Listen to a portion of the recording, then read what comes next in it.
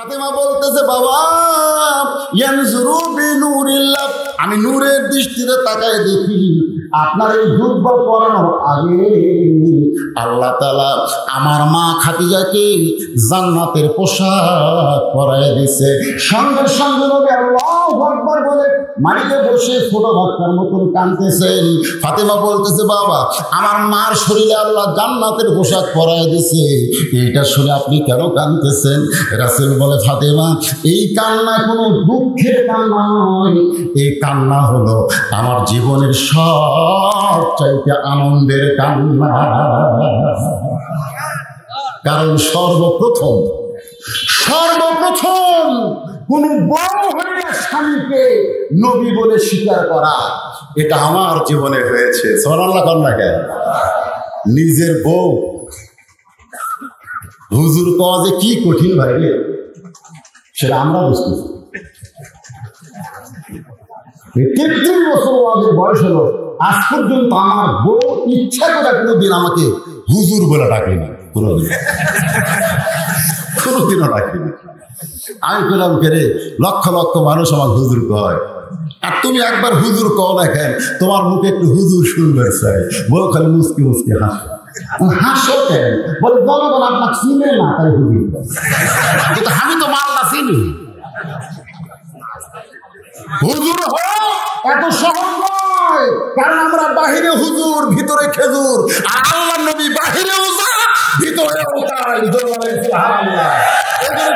তাকে নেতা মানা যাবে না। যে নেতার ভিতরেও ভালো, বাহিরেও ভালো, তিনি হচ্ছে আমাদের আদর্শ নেতা মুহাম্মদ রাসূলুল্লাহ। আমি যেই বলবো আমার নেতা তোমার নেতা, এই মেম্বার মার্কা স্লোগান দিলে হবে? একেবারে সাইজ মতো মারা লাগবে, পারবে? আমার নেতা তোমার নেতা, বিশ্বনবীর চরিত্র। এর আগে কি শুনেছি আপনাদের? ফুলের মতো। আমাকে কয়েকদিন পরে যখন ক্যানভাস বাড়াবে, আমি গতকাল যাচ্ছিলাম টাঙ্গাইল ওয়াজ করতে, এই সিরাজগঞ্জের ভিতর দিয়ে রায়গঞ্জ পার হচ্ছে, ইতিমধ্যে একটা মিছিল বের হচ্ছে, ওকে 11ই নভেম্বর ভোট মিছিল করতেছে। আমার নেতার চরিত্র সবগুলোকে ফুলের মতো পবিত্র। আমার নেতার চরিত্র ফুলের মতন পবিত্র।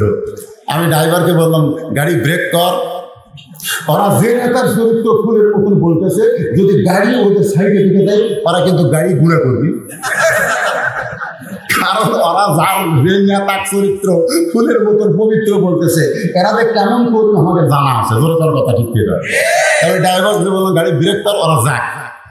দরকার 8 ঘন্টা বসে থাকবো রে, তোরকে মিছিলের মধ্যে আমাকে গাড়ি ফেলান যাবি না, এটা স্লোগান পাল্টে গেছে। জোরদার ঠিক পেয়ে যাবে। তুমি যার চরিত্র ফুলের মতন পবিত্র বলতেছ, সে হয়তো দাঁড়ায় ভাষণ করে, পানি যায় না ফুলের মতো। আমার আল্লাহ কোরআনে বলেছেন, ওয়া ইন্নাকা লাআলা খুলুকিন আযীম। আল্লাহর আজিম নামটা নবীর চরিত্রের সঙ্গে যোগ করেছেন, এজন্য কারো কারোর সাথে নবীর তুলনা দেওয়া যাবে না। আমরা বলবো বিশ্ব নবীর চরিত্র, আপনারা বলবেন ফুলের চাইতেও পবিত্র, বলতে পারবেন না? বিশ্ব নবীর চরিত্র,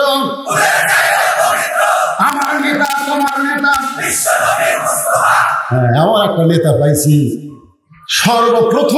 সর্বপ্রথম বউ হইয়া তাকে নবী বলে স্বীকার করেছে। কারণ তার ভিতরেও যেমন বাহিরেও তেমন। আর হামাকের হুজুরে বাহিরে ভালো।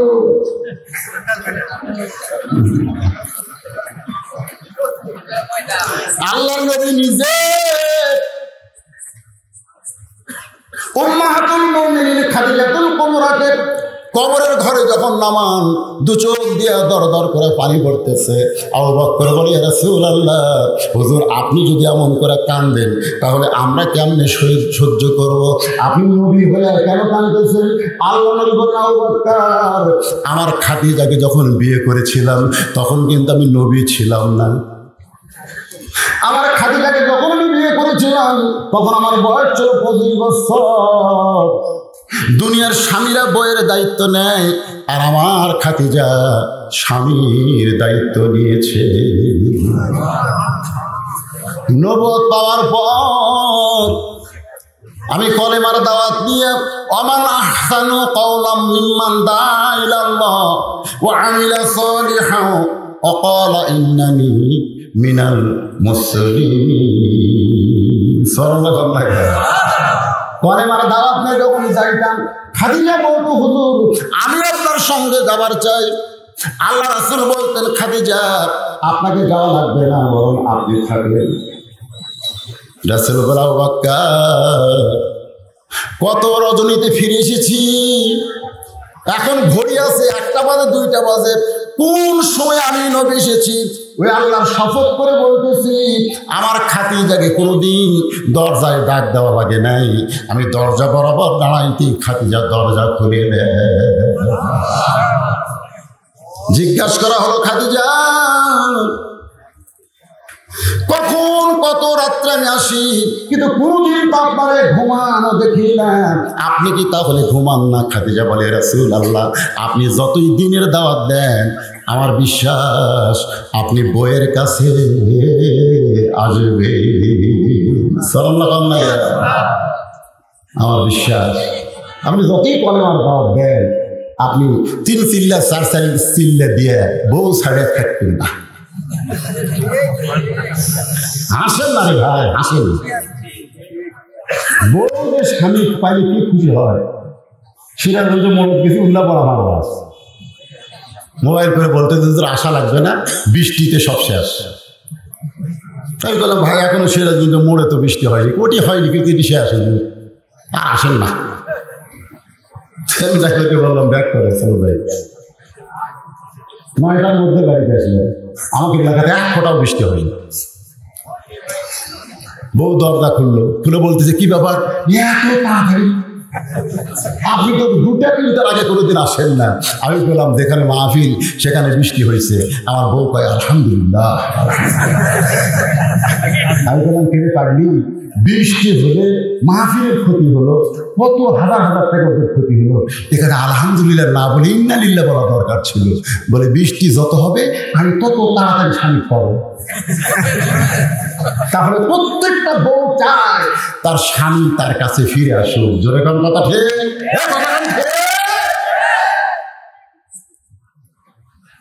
এমন ইসলাম কোথায় পাবেন? খাদিজাতুল কুবরা বলে, রাসূলুল্লাহ আমি দরজায় দাঁড়িয়ে থাকি, কারণ আমার স্বামী কলেমার দাওয়াত দিয়েছে। আমার খাদিজা বলে ডেকে কষ্ট পাবে, সেই কষ্ট যেন না পাই, এই জন্য না ঘুমায় দরজায় দাঁড়িয়ে থাকি। আল্লাহ নবী বলেন, আমি দরজায়, তুমি কেমনে জানো? বলেন, আপনি হলেন মেশকাম্বর, আপনার দেহ থেকে এমন একটা সুগন্ধ বের হয়, যে বের হওয়াটা আমার নাকের মধ্যে ঢুকে হাত দিয়া দরজা খুলে দেয়। আল্লাহ রাসূল কিন্তু সুগন্ধকে পছন্দ করতেন। সাল্লাল্লাহু বলেন, রাসূল বলতেন না, আমার 3টা জিনিস পছন্দ, তার মধ্যে একটা কি? কথা কয় সুগন্ধ। এখন সামনে 28 তারিখে নির্বাচন আসতেছে, এখন প্রার্থীরা যে হারে সিগারেট দেওয়া শুরু করবে, আর কর্মীরা যে হারে খাবে, এরা যদি মাঝে মধ্যে কোনো সময় বইয়ের কাছে যাওয়ার চায়, বউ মনে মনে চিন্তা করবে, আল্লাহ এটা মানুষ ঢুকলো না পাটা ঢুকলো, ধরে কোন কথা ঠিক করে। আমি আপনাদের জোরহাত করে বলতেছি, নবীর সুন্নাত হলো স্বামী স্ত্রী যখন ঘুমাতে যাবে, ঘুমানোর আগে মেসওয়াক করা সুন্নাত। সারাদিন কি খাইছো না খাইছো, ওই ঘুমের আগে মেসওয়াক করবে স্বামী স্ত্রী 2 জন, কারণ ঘুমের আগে মহব্বতে মুখের কাছে যাইতে পারে। ঠিক কিনা? আবার ঘুম থেকে উঠে মেসওয়াক করবে, সুন্নাত। এমন টানা টানিছে, একটার আগুন দিয়ে আর একটা ধরাছে, ফিরে খাওয়া বোঝেন না, সমান লাগতেছে।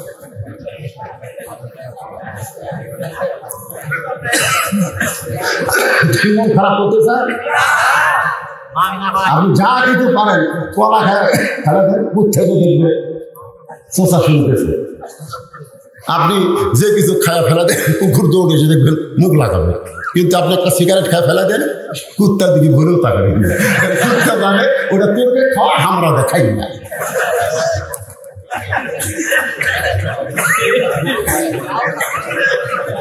যারা খাচ্ছেন কষ্ট পাচ্ছেন বাদ দেন। যারা সিগারেট খান বউয়ের কাছে একবার জিজ্ঞেস করবেন, আমি যে বিড়ি সিগারেট খাই তোমার কেমন লাগে?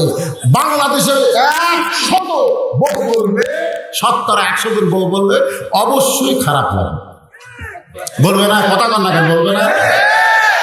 আমার মায়েরা মনে মনে চিন্তা করতেছে, হুজুর তো ভালো একটা ওয়াজ করলো রাত 12টার সময়, কারণ এখন ঘড়ির দিকে তাকায় দিকে 12টা। জোরে বলেন কয়টা? আরো জোরে। 12টা 4। বিজ্ঞাপনে লেখা দিয়েছে, অনেক বিজ্ঞাপনে এরা বুদ্ধি করে লেখে না, কিন্তু এরা লিখছে বাদ আসর হইতে রাত্রি 12টা পর্যন্ত। না লেখা আছে,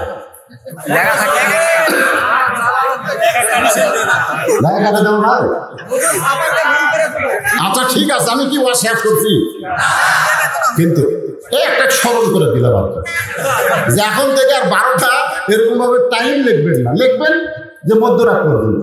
তাতে যদি 12টা ক্লোজ করেন আপনাদের কোনো সমস্যা, কিন্তু এই যে 12টাকে বাইন্দা দিচ্ছেন, আমি জীবনে বহু আলাদা ওয়াজ করছি, এরকম 12টা দেওয়া ভালো, এটা বক্তাকে জন্য খুব ভালো। একটু জিকির করেন লা ইলাহা ইল্লাল্লাহ, লা ইলাহা, লা ইলাহা ইল্লাল্লাহ, লা ইলাহা ইল্লাল্লাহ মুহাম্মাদুর রাসূলুল্লাহ সাল্লাল্লাহু আলাইহি সাল্লাম। আপনারা উঠবেন না, মনে করবেন না হুজুর আরো ঘন্টার পর ঘন্টা ওয়াজ করবে, তা না ভাইজান, একটু মনোযোগ দিয়ে শোনেন। আল্লাহ নবী খাদিজাকে কবরের ঘরে নামায় দিচ্ছে, চোখের পানি পড়তেছে। কবরে নামানোর পরে কবর থেকে উঠার পরে মাটি দেওয়া হলো, সমস্ত সাহাবীরা কবর ছেড়ে যখন চলে যায়, কিন্তু আল্লাহর নবী খাদিজার কবর ছাড়েন না, কবরের পাশে দাঁড়িয়ে আছেন। কারণ সবাই যখন চলে যাবে, আপনারা কি মনে করতেছেন মানুষকে কবর দেওয়ার সাথে সাথে আপনি কবর থেকে যাবেন না, একটু কবরের কাছে থাকবেন? কবরের পাশে যে কত বড় একা, সবাই যখন ছেড়ে চলে গেছে, আল্লাহ রাসূল বলেছেন তোমরা কবরের পাশে একটু দেরি করো, কারণ মুনকির নাকির আসবে, বড় কঠিন মুহূর্ত হবে ভাইজান। একটু আসল কথাটা শুনে যান, মনোযোগ দিয়ে শুনবেন। 3টা প্রশ্ন করবে, এই 3টা প্রশ্নের উত্তর কিন্তু আপনাকে দেওয়াই লাগবে। এই 3টা প্রশ্নের উত্তর যদি কেউ দিবার পারে, সঙ্গে সঙ্গে কবরে যারা আল্লাহ তাআলা তাদের জন্য 8টা জান্নাতের দরজা খুলে দিবে। এখন বলেন, এই 3টা প্রশ্নের উত্তর আমাদের জানা আছে না নাই? আছে না নাই? একটা হিন্দু কিন্তু আপনি বলেন মান রব্বুকা, মুসলমান হয়ে কবরে আমি মুনকির নাকির প্রশ্ন করতেছি, তুই একটু উত্তর দে। দেখবেন একটা হিন্দু উত্তর দিবার পারবে, আপনারাও পারবেন। মান রব্বুকা বলবেন রব্বে আল্লাহ, অমা দিনুকা বলবেন দিন ইসলাম, অমার নাবিউকা মুহাম্মদ রাসূলুল্লাহ, হয়ে গেল। এটা আবার নামাজ পড়বার কি দরকার? এই উত্তর তো আমাদের সকলের জানা আছে, সকলের জানা আছে, কিন্তু সকলের উত্তর দেওয়ার পারবে না। আল্লাহর বান্দারা আনসার করেন না, একটু খেয়াল করেন। সবাই চলে গেছে, নবী আমার কবরের পাশে দাঁড়িয়ে আছে, 1-1 ঘন্টা হয়ে যায়, মুনকির নাকির কবরের মধ্যে আসে না। আল্লাহ ডাক দেয়, বলে হাবিব আপনি কি খাদিজার কবর ছাড়বেন না? আল্লাহ রাসূল বলে, আল্লাহ আপনি কি খাদিজার কবরে মুনকির নাকির পাঠাবেন না? আল্লাহ ডাক দেয়, বলে হাবিব গো, কবরে আসার আগে কবরের কথা স্মরণ করে কি বৃষ্টি পড়তেছে? যখন মুসা আলাইহিস সালাম তুর পর্বতে আল্লাহর সঙ্গে কথা বলতে গেছিলেন, এক সময় আল্লাহ জিজ্ঞাসা করলেন, মুসা তোমার খবর কি? মুসা আলাইহিস সালাম বললেন আলহামদুলিল্লাহ। তো যিনি আল্লাহর সঙ্গে কথা বলার যোগ্যতা অর্জন করেছেন, তিনি চুপ না থেকে বললেন, আল্লাহ আপনার খবর কি? তো আল্লাহ তখন একটু হিকমত করে বললেন, আমার খবর যদি নিবার চাও, উদউ ইলা সাবিলি রাব্বিকা বিল হিকমা। একটা হিকমতের কথা কোরআনে আছে না? ইযহাব ইলা ফিরাউন ইন্নাহু তাগা। আমি আল্লাহ কেমন আছি যদি জানবার চাও, তাহলে ফেরাউনের কাছে যাও। কার কাছে যাও?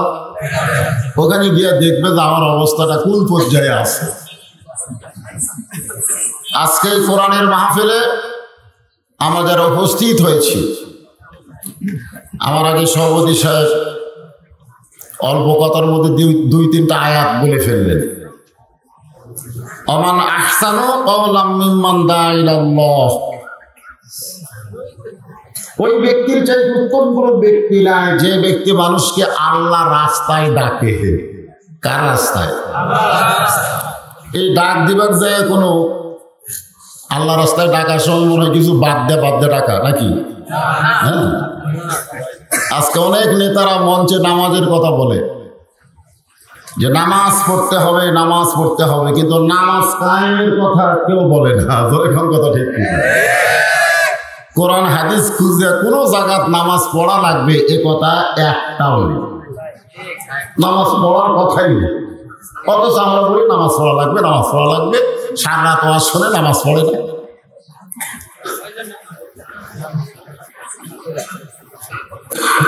বললেন লা তামুতুন্না ইল্লা ওয়া আনতুম মুসলিমুন, মুসলমান না হয়ে তোমরা কেউ মরো না। আমরা কি মরছি? জোরে করে আমরা কি মরছি? মরাটা তো বাকি আছে। হ্যাঁ, এখন মুসলমান হয়ে মরা লাগবে। এই দিকে খেয়াল করে আমাদের বগুড়াতে কোনো মানুষ যখন মারা যায়, আমাদের বগুড়ার কথা বলতেছি, আপনাকে রাজশাহীর কথা বলবো না। কোনো মানুষ যখন মারা যায়, মরার খবর শুনে সকলে বলে ইন্না লিল্লাহি ওয়া ইন্না ইলাইহি রাজিউন। আপনাকে রাজশাহীর খবর আপনারাই ভালো পাবেন। তার মানে আমরা বুঝাইতেছি যে মানুষ মরাটা আমাদের জন্য সবচাইতে বড় বিপদ। জোরে খান কথা ঠিক ঠিক না? কারণ এই আয়াতটা তো বিপদের আয়াত। বিপদের না, এই যে মানে কি, যখন আসাবাতুহুম মুসিবা, তোমাদের উপরে বিপদ আপদ মুসিবত আসবে, ক্বালু, তখন তোমরা বলবা ইন্না লিল্লাহি ওয়া ইন্না ইলাইহি রাজিউন। আমাদের কাছে সবচাইতে বড় বিপদ হলো মৃত্যু। জোরে কার নাম কি? আরো জোরে বলেন না। আমাদের সকলের মৃত্যু আছে না নাই? মৃত্যু নিয়ে যদি মানুষ একটু চিন্তা করে যে আসলেই মরা লাগবে আর যে কোনো সম্মত হবে, তাহলে সেই মানুষের দ্বারা অন্যায় কোনো কাজ হবে। আমি চিন্তা করে দেখলাম যে কোরআন থেকে কথা বলতে গেলে অনেক সময় আমরা দৃষ্টান্ত দিই। বক্তা কোরআনের কি ওয়াজ করলো এগুলা কিন্তু অনেকে খেয়াল করে না, দৃষ্টান্ত খেয়াল করে। আর এই যে ইউটিউবার ভাইরা, বর্তমান আমার সবচাইতে বড় বিপদ হলো এই ইউটিউব। সবচেয়ে বড় বিপদ, আগে ওয়াজ করতাম, যেখানকার ওয়াজ সেখানেই শেষ। মানুষ আর কত মনে রাখে তখন, কিন্তু এগুলোর কথা সব নিকট হয়ে যাচ্ছে। পরে আবার এরই ভিতর থেকে কাটিং করে করে ভিউ বানানোর জন্য ওরা আবার সেটা ছাড়তেছে। বক্তা মমতাজকে খারাপ দিল, বক্তা এই করলো সেই করলো, ওই কাটিং কুটিং দেখে আমার বর্তমান প্রশাসন আমার উপর আর খেপাও যাচ্ছে। কি করে? আমি ইউটিউবার ভাইদেরকে বলবো যে এটা খালি আপনারা আপনাদের ব্যবসা করার জন্য কাজ করেন না, এটা ইসলাম প্রচারের স্বার্থে কাজ করা লাগবে। ধরে বেরেন কথা ঠিক নেই। তো ব্যাপার হলো যে মরে গেলে যে আয়াতটা আমরা সকলেই পড়ি, শোনার সাথে সাথে পড়ি, আমি সে আয়াতকে নিয়ে আপনাদের সামনে আজকে আলোচনা করব। আল্লাহ যেন তৌফিক দেয়, সকলে বলে আমিন। আমাদের অনেক মা বোনেরা পর্দার অন্তরালে এসেছে, আমি তাদের দেখিনি, তবে আসার সময় রাস্তার যা দেখলাম, একজন বললো পুরুষের চাইতে ওনাদের সংখ্যা কম হবে না, বেশি হবে। তার মানে বোঝা গেল অসংখ্য মা বোনের আজকের এই মাহফিল এসেছেন। আমি পুরুষ এবং নারী দুই দলকে সমন্বয় করে কি ওয়াজ করতে পারি না? একটা বাদ দেব, দুইটাকে সমন্বয় করে ওয়াজ করতে হবে। তাহলে আমরা কি বুঝলাম? আগে আয়াতের শাব্দিক অর্থ, ইজা মানে যখন, আসাবাতুহুম মুসিবা, তোমাদের উপরে বিপদ আপদ মুসিবত আসবে, ক্বালু, তখন তোমরা বলবে ইন্না লিল্লাহি ওয়া ইন্না ইলাইহি রাজিউন, আমরা করোনার বিপদ আসলে কিন্তু এই ইন্নালিল্লাহ পড়িনি, পড়ছি? কোনো বেপরদার নারী একজন যুবকের জন্য রহমত না বিপদ? আমরা কি ইন্নালিল্লাহ পড়ছি? পড়ি। কিন্তু কখন পড়ি? যখন মানুষ মরে যায়, এই মরার খবর শুনে আমরা পড়ি। আমি একজন হুজুরকে জিজ্ঞাসা করেছিলাম যে মুসিবতের আয়াত মানুষ মরার পরে আমরা কেন পড়ি? হুজুর আমাকে বললেন, মরাটাই হলো সবচাইতে বড় বিপদ। কিন্তু যেদিন ডাক পড়িবে কবর মাঝে যাইতে, জোগাড় কিছু করছো বন্ধু তার মাঝে বিছাইতে। আল্লাহ নবী বলেছেন, সর্বশেষে যে ব্যক্তির মৃত্যু হবে কবরের ঘরে তাকে 50,000 বছর থাকা লাগবে। কত বছর? যে বিল্ডিং বাড়ি আমরা তৈরি করতেছি সেখানে আমরা কত বছর থাকতে পারবো এর কোনো গ্যারান্টি? আমাদের সে বাড়ি ঘরের কথা মনে হয় যে হয় না? যে হুজুরকে তুলে দিল 10:30টায়, আর বিজ্ঞাপনে লেখা আছে রাত 12টা পর্যন্ত ওয়াজ হবে। 1.5 ঘন্টা ওয়াজ করা শোনার পরে তো আমাদের বাড়ির যাওয়া লাগবে। বাড়ির যাওয়ার কথা আমাদের যত মনে হয়, কবরে যাওয়ার কথা আমাদের তত মনে হয়।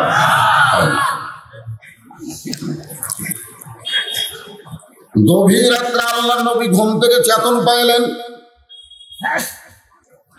চেতন পাওয়ার কারণ হলো খাদিজাতুল কুবরা নবীর ডান হাতখানা বুকের মধ্যে নিয়ে ফোপায় ফোপায় কাঁদতেছে। আল্লাহ নবী চমকে গিয়ে বললেন, আমি ঘুমাই, পৃথিবীর সবাই ঘুম পায়, শুধু একজন ঘুমায় না, তিনি কে? আরো জোরে বলে। মুসা নবী একবার বলেছিল আল্লাহকে যে একলা একলা বসে থাকেন, আপনার ঘুম ধরে না? মানে আমরা তো আল্লাহর সাথে সরাসরি কথা বলতে পারি না। এক পার ছিল মুসা নবী, ধরে কোন কথা ঠিক, একলা একলা থাকলে তো গল্প করার কেউ নাই, ঘুম ধরে না। আল্লাহ বলেছেন, মুসা তোমার কি মনে হয়? মুসা বলে, আমি তো একা থাকলে কিছুক্ষণের মধ্যে ঘুম ধরে। আল্লাহ বলতেছেন, ঠিক আছে, 1 গিলাস পানি নিয়ে আসো। মুসা নবী পানি নিয়ে এসে দাঁড়ালেন। কিছুক্ষণ পরে আল্লাহ বললেন, মুসা নিয়ে ঘুম ধরো। মুসার যে ঘুম ধরছে গিলাস পড়ে ভাঙে গেছে। আল্লাহ বলে, পানি দাও। মুসাকে, আল্লাহ তুমি জানো না আমার ঘুম আছে। আল্লাহ বললেন, সামান্য 1 গিলাস পানি, কিছুক্ষণ নিয়ে দাঁড়িয়ে থাকতে পারলেন না, ঘুমে পড়ে গেল, ভেঙে গেল। তারপরে আমি আল্লাহ যদি ঘুমান সব কিছু চুরমার হয়ে যাবে। ধরে কোন কথা ঠিক কি না? এজন্য আল্লাহ আয়াতুল কুরসির মধ্যে কি বলেছেন? সিনাতাও আলা নাউম, ঘুম তো দূরের কথা, আমার আল্লাহর তন্দ্রা পর্যন্ত নাই। ধরে কোন সুবহানাল্লাহ। আল্লাহ নবী বললেন, আমি নবী ঘুমাই, তার মানে আমাদের নবী কি করে? ঘুমাই। কেমন ঘুম করে? এশার নামাজের পর কোনো গান গল্প চলবে না, বরং তোমরা ঘুমিয়ে যাবে। তাহাজ্জুদের মহাব্বত আর ফজরের ইবাদত জামাতের সঙ্গে তোমাদের আদায় করতে হবে। সাল্লাল্লাহু বলেন, মহব্বত এটা জামাতে না করলে হবে। মহব্বত, তাহাজ্জুদ কিন্তু ইবাদত না, এটা হলো মহব্বত। মন চালে আপনি পড়েন, না চালে পড়েন না। কিন্তু ফজরের নামাজ কি? ইবাদত। ইবাদত আর মহব্বতের মধ্যে তফাৎ আছে না নাই? আছে। জামাতের সঙ্গে আদায় করতে হবে। এই জন্য ঈশার নামাজের পরে ঘুমিয়ে যাও। আর আমরা ঘুমাই না আসলে। আমরা কখন ঘুমাই? যখন মুয়াজ্জিন সাহেব বলতেছে, আসসালাতু খায়রুম মিনান নাওম, নাও নাও। মানে গ্রামগঞ্জে 400-500 টাকার ভিতরে মুয়াজ্জিন নাও কয়, নাও কয়। আমি এক মুয়াজ্জিনকে বললাম, কে ভাই তুমি কি আওয়ামী লীগ নাকি? সেটা কে হুজুর? নাও করবো, নাও মাইল। তো কি বলা লাগবে? নাও বলতে হবে।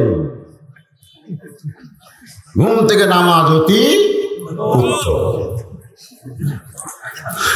খাদিজাতুল কুবরা বলেন, ইয়া রাসূলুল্লাহ, আপনি না ঘুমাইলে আমি কোনোদিন ঘুমাই না। সাল্লাল্লাহু আলাইহি ওয়াসাল্লাম, আপনি না ঘুমাইলে আমি খাদিজা কোনোদিন ঘুমাই না।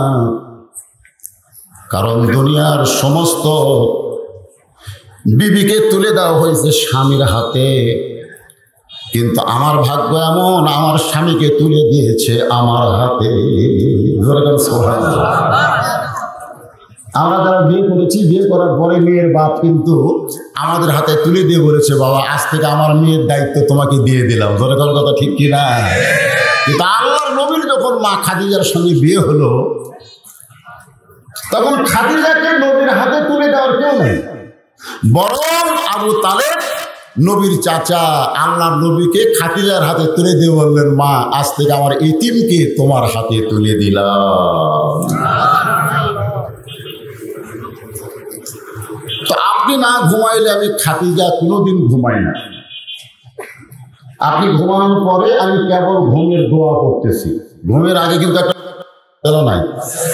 আপনারা কি সে দোয়া পারেন? অনেকে মাথা হাত দিয়ে আছে, চিন্তা করতেছে ঘুমের আগে আবার দোয়াও আছে নাকি?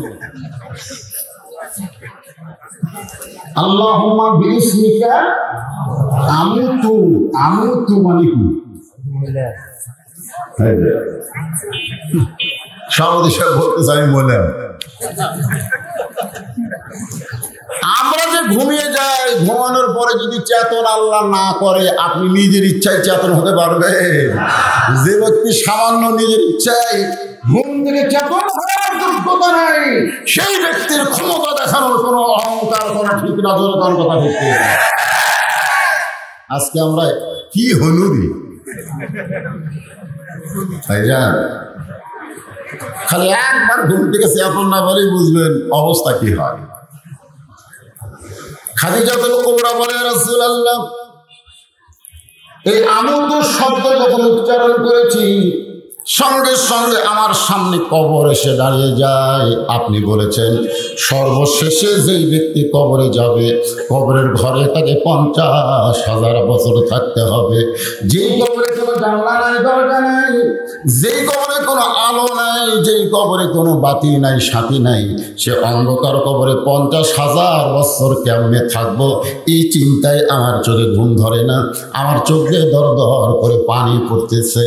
আল্লাহর নবী খাদিজাতুল কুবরা কবরে চুমু দিয়ে বললেন, খাদিজা, এই আল্লাহর শপথ করে বলতেছি, ঈমান গ্রহণ করার পর আপনি আল্লাহর সঙ্গে যে সম্পর্ক গড়ে তুলেছেন, আল্লাহ আপনার কবরকে জান্নাত বানায়া দিবে।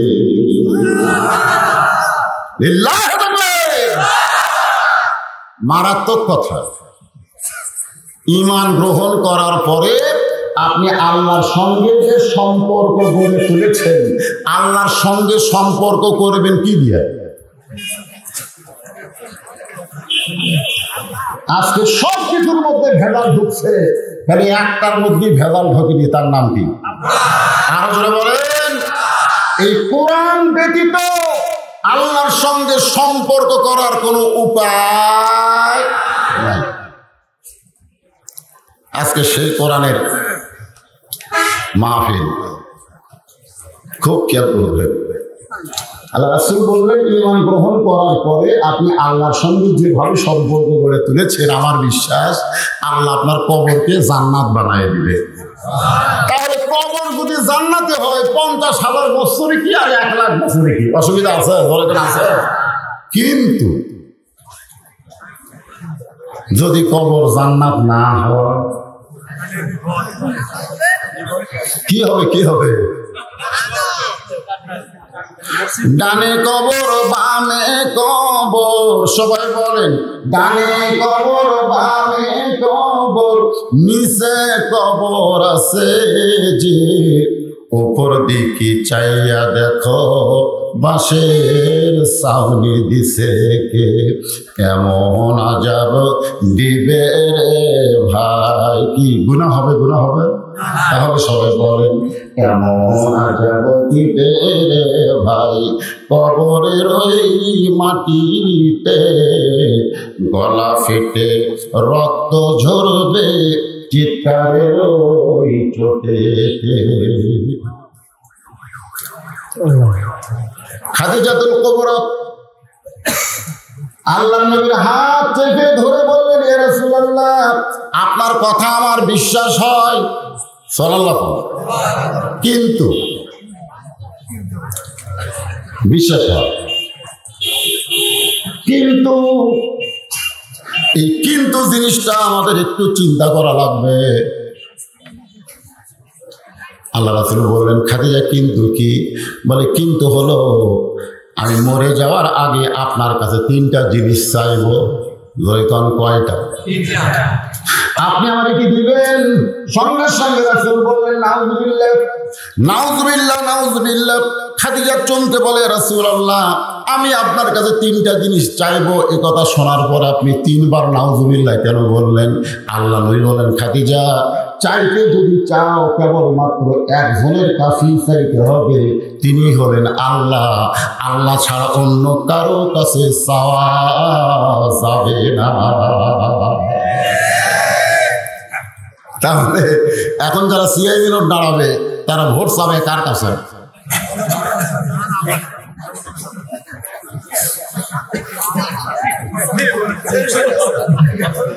না না সামনে নির্বাচন নাই, সিআইবি মেম্বার সব আছে না। আপনারা কি মনে করছেন যে আপনাকে এলাকার 28 তারিখে ভোট হবে, আমি এক কানা বক্তা সেই ভোট বাদ দিয়ে ওয়াজ করবো? আমি কি আসমান থেকে পড়ছি না বাংলাদেশে আমার জন্ম হচ্ছে? কোন কথা জন্ম হচ্ছে?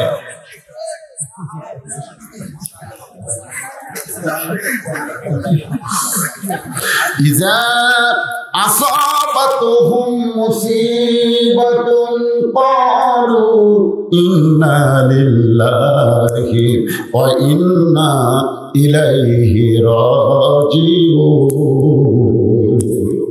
এখন যদি আপনারা কেউ লাভ দিতে পারেন, হুজুর এই ভোটের কথা কি কোরআন শরীফে আছে? যদি কেউ বলে এই ভোটের কথা কি কোরআনে আছে? কোরআনের মাহফিলে রাজনীতি কেন?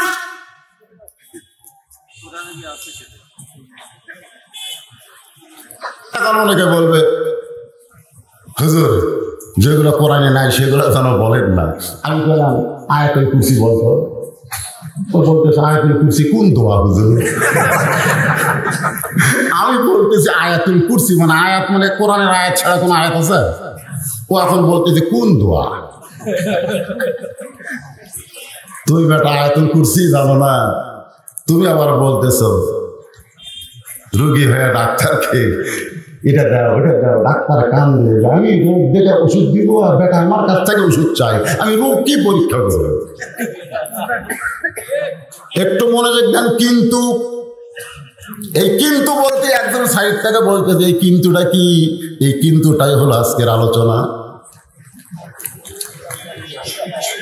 আল্লাহর বান্দারা রাসূল বললেন একমাত্র আল্লাহ ছাড়া অন্য কারো কাছে চাওয়া যাবে না। এই ঘোষণা কার? প্রত্যেক নামাজের মধ্যে লা সালাতা ইল্লা বি ফাতিহাতিল কিতাব, নামাজ হবে না যদি সূরা ফাতিহা না থাকে। ঠিক ধরেন? ঠিক। তাহলে এখন চিন্তা করেন কেন নামাজ হবে না? এই সূরা ফাতিহার মধ্যে বলা হয়েছে ইয়্যাকা না'বুদু ওয়া ইয়্যাকা নাস্তাঈন। গোলামি করবে যা, সাহায্য চাইবে তার কাছে, যা চাওয়ার আছে চাইতে হবে কার কাছে? এমনকি আল্লাহ ছাড়া নবীর কাছেও চাওয়া যাবে। আমি তো বাংলাদেশের মানুষ, আমরা কবর জিয়ারত করি। সর্বপ্রথম হজ করে রাসূলের রওজার পাশে গিয়ে কেবল এরকম হাত তুলছি। হ্যাঁ, রওজার পাশে আমরা সাধারণ কবরের পাশে হাত তুলে দোয়া করি না ভাই? আর রাসূলের রওজার পাশে যেই হাত তুলছি, পুলিশ দৌড়ে এসে বলতেছে মামলা।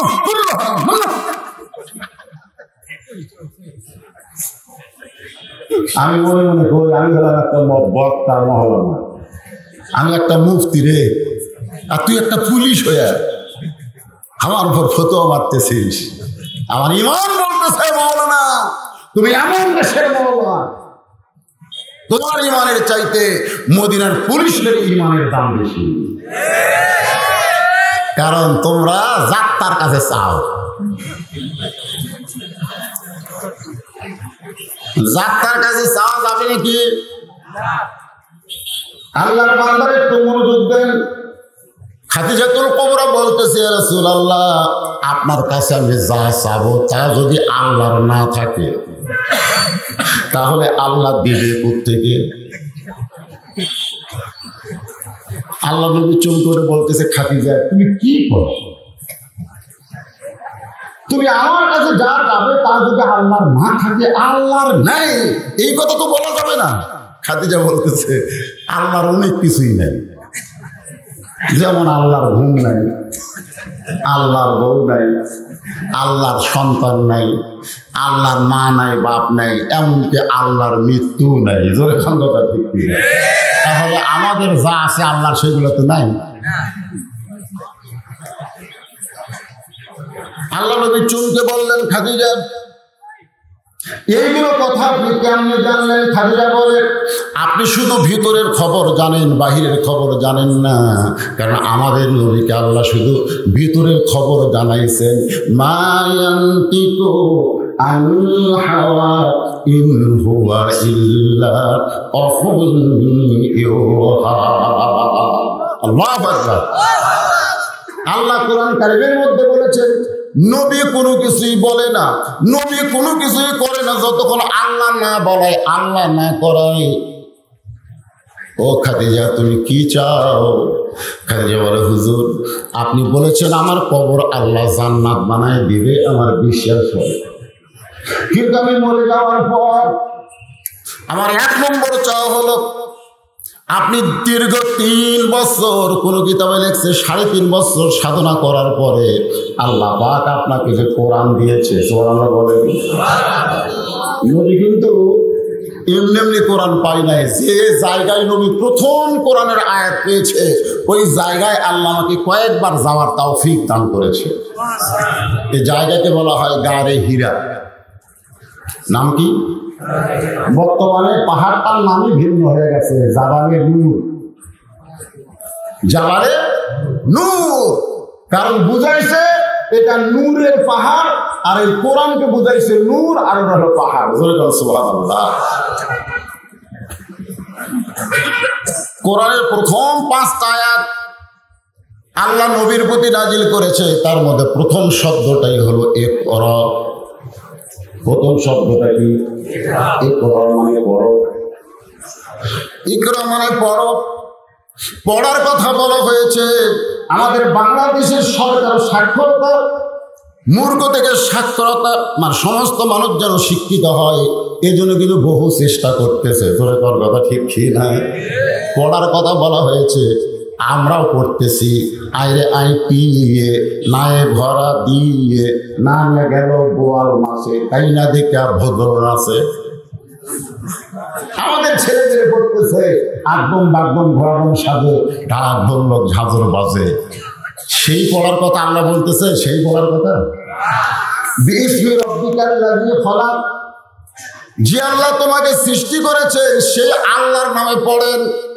খাদিজা বললেন, রাসূলুল্লাহ ওই গারে হীরা থেকে আসার পরে আপনি আর কোনোদিন গারে হীরায় যান নাই।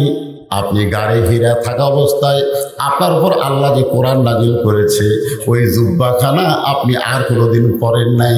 আমি দেখেছি আপনি যত্ন করে রাইখা দিয়েছেন। আমি যখন মরে যাব ওই কোরআনের প্রথম 5টা আয়াত নাজিল হওয়ার জুব্বাখানা আমার পরনের কাপড় পরায়া দিবে। কারণ নবী গর্ব করেছে যে আমি তো গর্তের মধ্যে বসে আছি, ইতিমধ্যে বিশাল দেখি একজনের সে আমাকে ডাক দিল। আমি তো প্রথম বললাম আনা বেকারি, আমি পড়তে পারি না। সে আমাকে জোরে চাপ দিল, চাপ দেওয়ার পরে আমার জবান খুলে গেল। জোরে করে সুবহানাল্লাহ। নবীর শরীর ঘেমে গিয়েছিল। আল্লাহর বান্দার একটু মনোযোগ দেন। আল্লাহর নবী বলতেছে, খাদিজা ওই জুব্বাটা আমি যত্ন করে রাইখা দিয়েছি। খাদিজা বললেন, হুজুর ওইটাই আমার 1 নম্বর চাওয়া, আমার শরীরে পরায়া আমাকে কাফন দিবে। আমার 2 নম্বর চাওয়া হলো আমি মরে যাওয়ার পর আপনার পবিত্র হাত দিয়ে আমার দেহখানা কবরের ঘরে নামায় দিবেন। আমার 3 নম্বর চাওয়া হলো কবরে মাটি দেওয়ার পরে সবাই যখন চলে যাবে এমন সময় মুনকির নাকির চলে এসে 3টা প্রশ্ন করবে, ধরে গল্প কয়টা? আরে মুসলমান না হয়ে তুমি মরেন, একটা প্রশ্নের উত্তর দেওয়া যাবে না, ধরে কোন কথা ঠিক কি? আর যদি মুসলমান হয়ে মরেন আপনাকে উত্তর দেওয়া লাগবে না, আপনার পক্ষ থেকে উত্তর চলে আসবে। সুবহানাল্লাহ বলেন না? হ্যাঁ। আচ্ছা, মনে করেন যারা নামাজ পড়ে, 5 ওয়াক্ত নামাজ জামাতের সঙ্গে আদায় করে, প্রত্যেক নামাজে কতবার রব রব উচ্চারণ করে আপনারা জানেন? কতবার হিসাব করছে কেউ? প্রথম যায় আলহামদুলিল্লাহ রাব্বিল আলামিন, রুকুতে যায় রব্বিয়াল আযীম, সেজদায় গিয়ে সুবহান রাব্বিয়াল আ'লা। মুখে লাগে বলতেছে মান রব্বুকা, তোমার রবকে। নামাজ দাঁড়াই বলবে কাকে রব সম্পর্কে প্রশ্ন করেছো? যে দুনিয়াতে নামাজের মধ্যে কতবার রব রব জিকির করেছে তোমরা জানো? ফেরেশতারা বলবে আল্লাহ তোমার বান্দাকে রব সম্পর্কে প্রশ্ন করতে নামাজ যে গরম হওয়া হয়েছে, আল্লাহ বলতেছে রব বাদ দিয়ে 2 নম্বর কর, জোরে করে সুবহানাল্লাহ। তার মানে বোঝা গেল যারা নামাজ আছে তার 1 নম্বর উত্তরও আছে, সুবহানাল্লাহ। কিন্তু যারা নামাজ নেই, কবরে যাওয়ার পরে 1 নম্বরের মধ্যেই ধরা যাবে। খাদিজাতুল কুবরা বলে রাসূলুল্লাহ আমি মরে যাওয়ার পর আমাকে দাফন করে সবাই যখন চলে আসবে এমন সময় ফেরেশতা 2টা এসে আমাকে 3টা প্রশ্ন করবে, কিন্তু আমি উত্তর দিবার পারবো না, আমার পক্ষ থেকে আপনাকে উত্তর দেওয়া লাগবে। এই 3টা সওয়াল যদি আপনি পুরা করেন তাহলে আর আমি কোনোদিন কাঁদবো না। সঙ্গে সঙ্গে আল্লাহর নবী খাদিজার কপালে চুমু দিয়ে বললেন, খাদিজা ওই আল্লাহর শপথ করে বলতেছি আমার আগে যদি আপনার মৃত্যু হয় তাহলে আপনার 3টা চাওয়াই পুরা করব ইনশাআল্লাহ। এখানে কিন্তু একটা কথা আছে, কিন্তু আমার আগে যদি আপনার মৃত্যু হয়, এই কথার দ্বারা নবী বুঝাইলেন কে কখন মরবে এটা আল্লাহর নবীও, আল্লাহর নবীও। তাহলে আপনি কেমনে জানলেন? আপনি জানেন না? না জানলে কেমনে বলেন ওই সকল কথা? মুরব্বী কি হলো? যাওয়াই কঠিন। এগুলো মুরব্বী যদি একটু 1 নম্বর লাগে, বোঝেন না? যাওয়াই কঠিন। হ্যাঁ, একটু জবাব দেন, খুব মুরব্বী মানুষ। হ্যাঁ,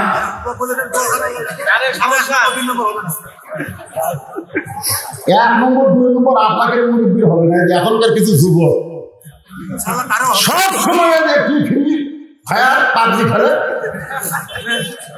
পেশাব করে ঠিক মতো পানি লাগে না। এই যুবকগুলোর ঘন ঘন পেশাব, খালি ঠিক 2-1 জন কর না, আমি জানি তো। আজকে আমি ওয়াজ করতেছি ইন্না লিল্লাহ, সেদিন বাংলায় অনেক কথা বলেছি, সেই কথাগুলো বাদ দিয়ে বাদান একটু মনোযোগ দিয়ে কথাগুলো শুনবেন। আল্লাহ রাসূল বললেন খাদিজা আমার আগে যদি আপনার মৃত্যু হয় তাহলে আপনার 3টা চাওয়াই আমি পুরো করব ইনশাআল্লাহ।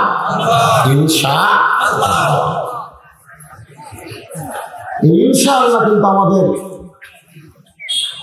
বাংলাদেশের স্থপতি বঙ্গবন্ধু শেখ মুজিবুর রহমান বলেছিলেন এই জাতিকে মুক্ত করে ছাড়বো ইনশাআল্লাহ। আর আমাদের বর্তমানে বাংলাদেশে একজন টাকলু মন্ত্রী বলেছে আগামী সংসদে বাংলাদেশের সংবিধান থেকে রাষ্ট্রীয় ধর্ম ইসলামকে দূর করে ছাড়বো ইনশাআল্লাহ। কিরে পাগলা, সব জায়গাতে ইনশাআল্লাহ পাওয়া যাবে না? ইনশাআল্লাহ কি সব কিছুর পিছনে বলা যাবে? কথা ঠিক। 2টা কাজ আপনাকে মন ইমান খুব খেয়াল করবেন। যে কাজের শুরুতে বিসমিল্লাহ শব্দ জবানের থেকে আসে আর যে কাজের শেষে আলহামদুলিল্লাহ শব্দ জবান থেকে আসে, আপনার বিবেক বলে দিলে ওই কাজটা হালাল। সুবহানাল্লাহ। আল্লাহর বান্দারা একটু মনোযোগ দিবেন। মা খাদিজা দুনিয়া থেকে বিদায় নিলেন। মা খাদিজা যখন দুনিয়া থেকে বিদায় নিলেন, ওই সময় নবীর 4টা মেয়ে ছিল। ধরে বলেন কয়টা? মা যখন দুনিয়া থেকে বিদায় নেয়, 4টা মেয়ে কান্না শুরু করলো। রাসূল খেয়াল করে দেখতেছে 3টা মেয়ের কান্নার শব্দ শোনা যায়, কিন্তু একটা মেয়ের চোখ দিয়ে শুধু পানি পড়তেছে, কান্নার কোনো সাউন্ড নেই। 3টা মেয়ে কুলসুমা, রোকেয়া, জয়নাব, এই 3টা মেয়ে কাঁদতেছে, কান্নার সাউন্ড শোনা যায়। কান্নারও কিন্তু একটা শব্দ আছে, আছে না নাই? আমার বাবা মইরা গেছে, কেন কান্দে না? মরার আগে খাট দিবার ছিল, সে খাট আমায় দিবে কে? আমার বাবা মইরা গেছে। দেখবেন মেয়েরা কিন্তু বাপ মা মরে গেলে এগুলা কথা কয় আর দিনে কি করে কান্দে। আশেপাশের লোক অনেকে যায় ওদের কান্না দেখা ওরাও কান্দে। ধরে কারো কথা ঠিক কিনা? আল্লাহ রাসূল খেয়াল করে দেখতেছেন 3টা মেয়ে কান্নার সাউন্ড পাওয়া যায়, কিন্তু একটা মেয়ে কাঁদতেছে, কিন্তু কান্নার কোনো শব্দ নেই, চোখ দিয়ে শুধু দর দর করে পানি পড়তেছে। সে মেয়েটার নাম হইল ফাতেমা। জোরে বলেন নাম কি? রাসূল বললেন ফাতেমা। সঙ্গে সঙ্গে ফাতেমা আল্লাহর নবীর কাছে। আল্লাহ রাসূল বললেন, মা তোমার মা দুনিয়া থেকে বিদায় হয়ে গেছে। তোমার মা দুনিয়া থেকে বিদায় হয়ে গেছে, কিন্তু বিদায়ের পূর্বে আমার ওসিয়ত করেছে তোমার মাকে কাফনের কাফন পড়াতে হবে, তোমার মাকে গোসল করাতে হবে।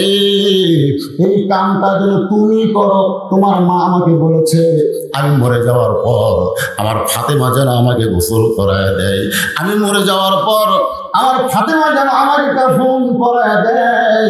আল্লাহ নবী বললেন, ফাতেমা এখন তোমার কাজ হলো তোমার মাকে গোসল করানোর পরে কাপড়ের কাপড় পরাতে হবে। ফাতেমা বললেন, বাবা আমি একা কেন, আমার আরো 3টা বোন আছে, তাদের কি সঙ্গে নেওয়া যাবে না? আল্লাহ রাসূল বললেন, তোমার মা শুধু তোমার ব্যাপারে আমাকে ওসিয়ত করেছে। ধরে কান সুবহানাল্লাহ। তাহলে ওসিয়ত করার কথা ইসলামে আছে না নাই?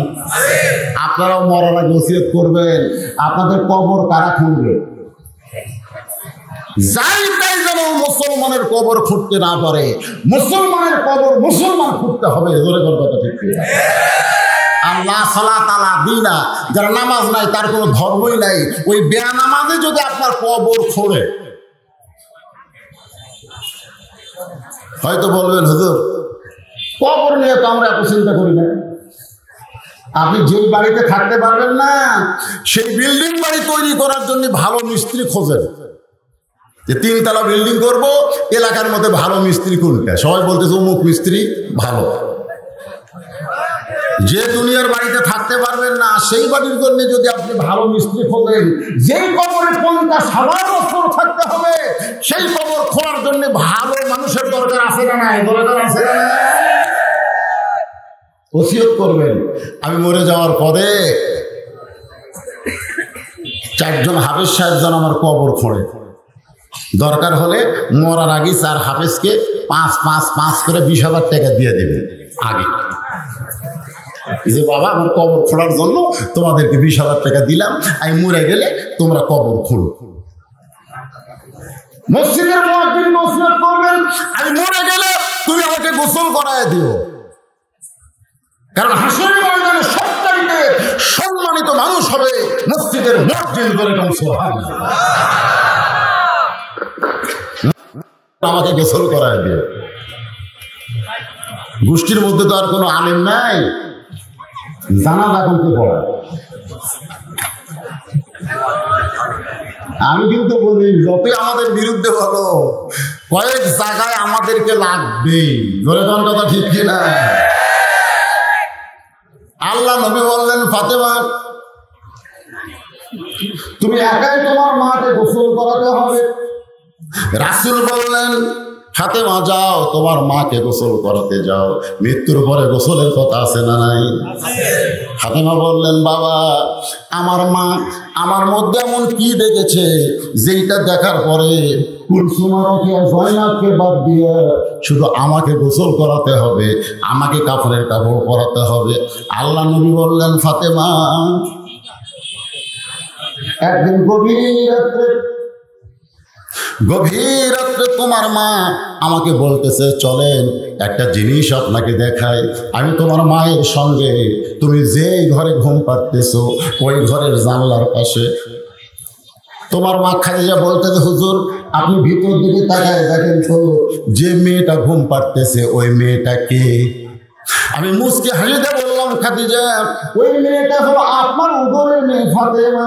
এর আবার দেখানোর কি আছে? খাদিজা বলতেছে হুজুর আমি জানি ফাতেমা আমার উদরে জন্ম নিয়েছে, কিন্তু তারপরেও ফাতেমা সম্পর্কে কি আমি কিছুই জানতে পারবো না। আল্লাহ নবী বললেন খাদিজা এই পৃথিবীতে 10 জন পুরুষকে জান্নাতের সার্টিফিকেট দেওয়া হয়েছে। সুবহানাল্লাহ 10 জন পুরুষকে জান্নাতের সার্টিফিকেট দেওয়া হয়েছে, আবার 10 জন নারীকেও জান্নাতের সার্টিফিকেট দেওয়া হয়েছে। আমরা খালি 10টা পুরুষের খবর জানি, কিন্তু 10 জন নারীকে যে আল্লাহ জান্নাতের সার্টিফিকেট দিয়েছে এ খবর আমরা কিন্তু অনেকেই জানি না। ধরে কোন কথা ঠিক কিনা? নবী বললেন খাদিজা পুরুষের মধ্যে 1 নম্বর হলো আবু বকর। পুরুষের মধ্যে 1 নম্বর জান্নাতীর নাম কি? আর নারীদের মধ্যে 1 নম্বর জান্নাতি হবে খাদিজাতুল কুবরা। সুবহানাল্লাহ। তাহলে পুরুষের মধ্যে 1 নম্বর কে? আর নারীদের মধ্যে?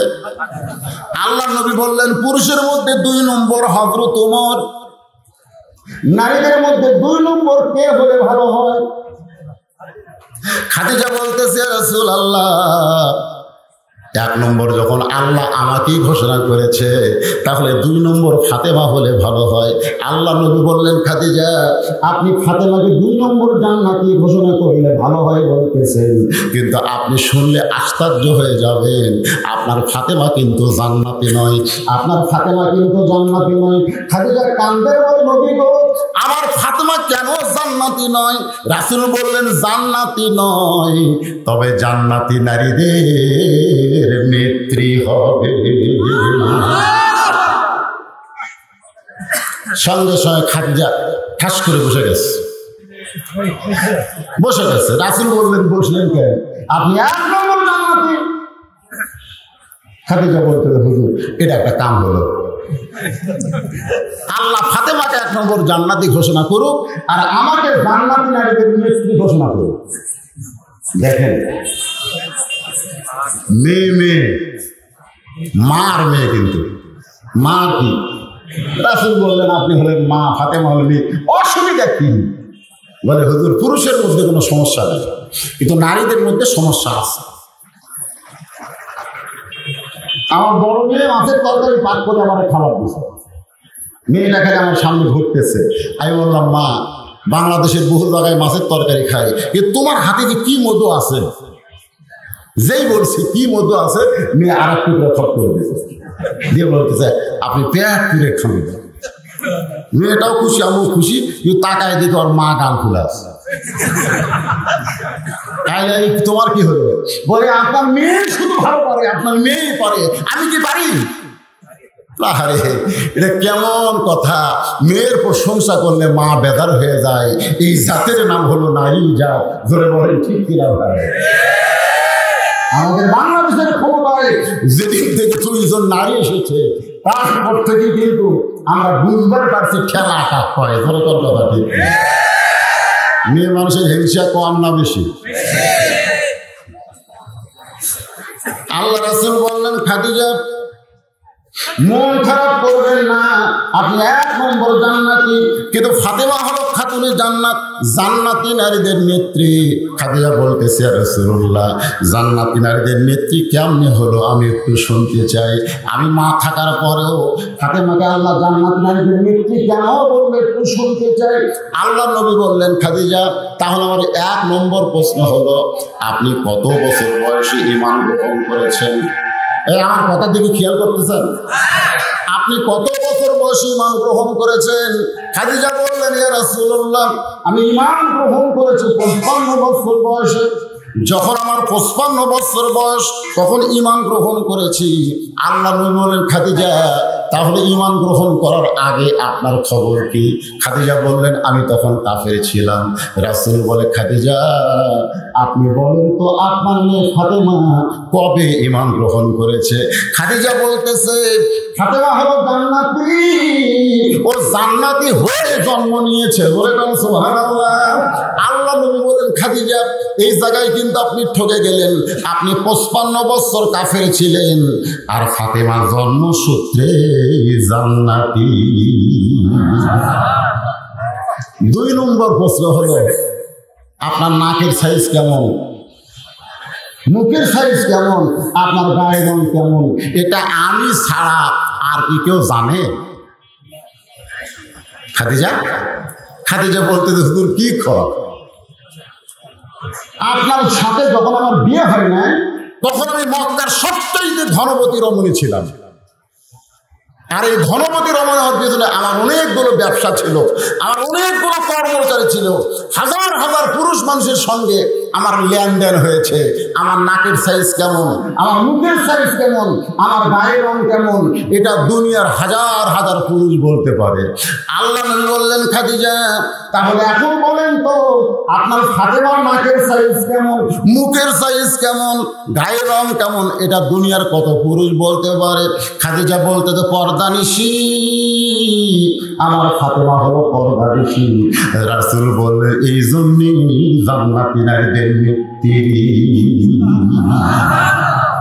আমার মায়েরা বোনেরা যারা আছেন, জান্নাতের ধার দিয়ে যদি যাবার চান, পর্দা ছাড়া যাওয়া যাবে না। দুনিয়ায় পর্দা মেনে তারপরে জান্নাতের আশা করা লাগবে। ধরে কোন কথা ঠিক কিনা? মা খাদিজাকে গোসল করানোর পরে একটু মনোযোগ দিয়ে শুনবেন। খাদিজা গোসল করানোর পরে ফাতেমা এসে বলতেছে, বাবা তাহলে এখন কাপড়ের কাপড় দেন, যে কাপড়টা আমার মাকে পরাতে হবে। সঙ্গে সঙ্গে আল্লাহর নবী ওই জুব্বাখানা এনে ফাতেমার হাতে দিলেন। ফাতেমা জুব্বাখানা নিয়ে চোখের পানি বের করে বলতেছেন, বাবা আপনার মুখে কোনোদিন শুনি নাই, তবে আমার মায়ের মুখে শুনেছি। আপনি তখন একজন রাখাল ছিলেন, আর আমার মা ছিল তখন মক্কার সবচাইতে ধনী রমণী। সুবহানাল্লাহ বলেন না? সবসময় যে মেয়েটা মায়ের কাছে থাকতো তার নাম হলো ফাতেমা। তো সবসময় মায়ের কাছে থাকলে মায়ের জীবনের অনেক গোপন কথা কিন্তু সে মেয়ে জানতে পারে। একদিন খাদিজা বলতে, ফাতেমা তুমি আমার বিয়ার খবর জানো? ফাতেমা বলতেছে, মা আপনার যখন বিয়া হয়েছিল তখন আমি কোথায় ছিলাম? খাদিজা বলতেছে, তোর তো তখন জন্মই হয়নি। তো জন্ম যদি না হয় তাহলে জানবো কেন? কোরআন শরীফেও কিন্তু আল্লাহ নবীকে বলেছে, আলাম তারা কাইফা ফাআলা রাব্বুকা বিআসহাবি ফিল। আপনি কি হস্তি বাহিনীকে দেখছেন? আল্লাহ রাসূল বলে, আল্লাহ এই ঘটনা ঘটছে কখন? বলে আপনি দুনিয়াতে আসা 5 বছর আগে। কয় বছর আগে? 5-7 বছর আগে। তবে দুনিয়াতে আসি নাই, তাহলে দেখবো কেন? এর মধ্যে কিন্তু আছে না নাই? হ্যাঁ কিন্তু আছে।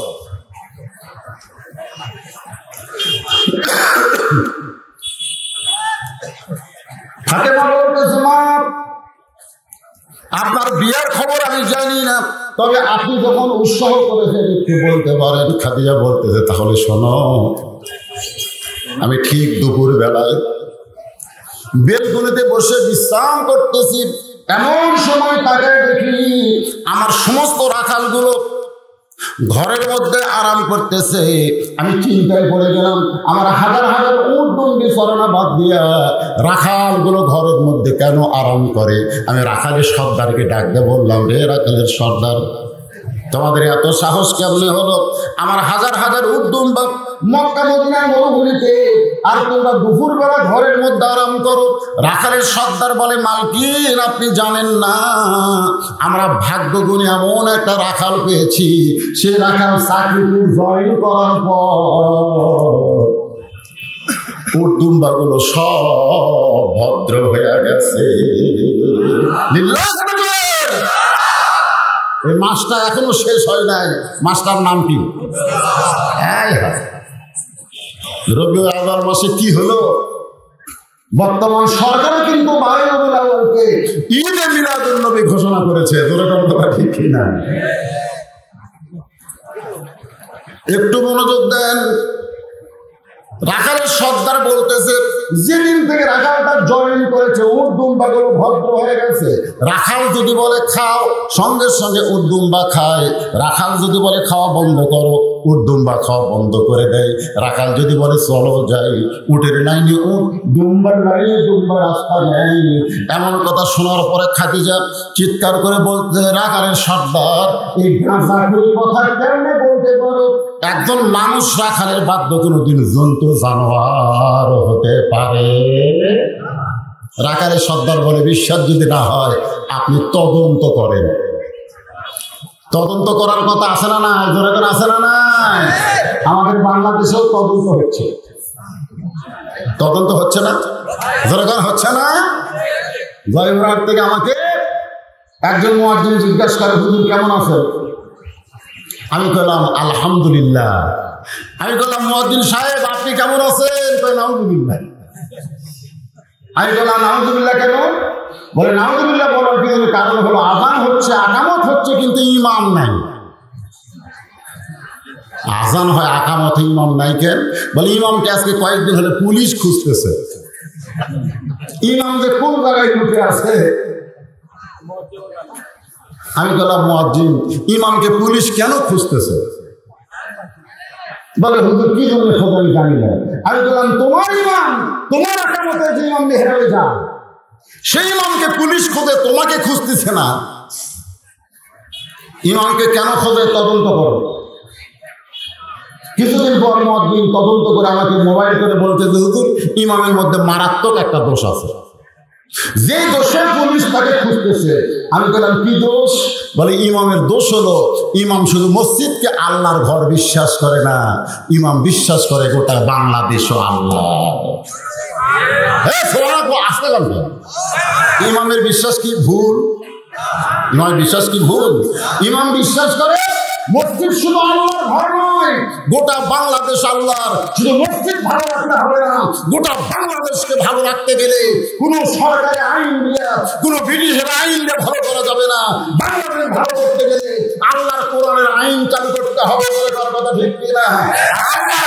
আইন চালু করতে গিয়া ইমাম আল্লাহর দর করে, এই খোঁজটাকে যেন থানায় দিছে, তারপর থেকে পুলিশ ইমামকেই খুঁজতেছে। ফেরেশতা বলবি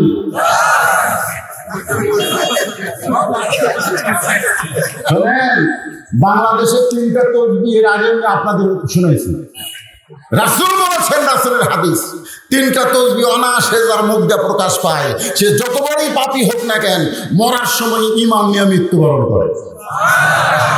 একটা হলো সুবহানাল্লাহ, একটা হলো সুবহানাল্লাহ, একটা হলো আলহামদুলিল্লাহ, আর একটা হলো আল্লাহু আকবার।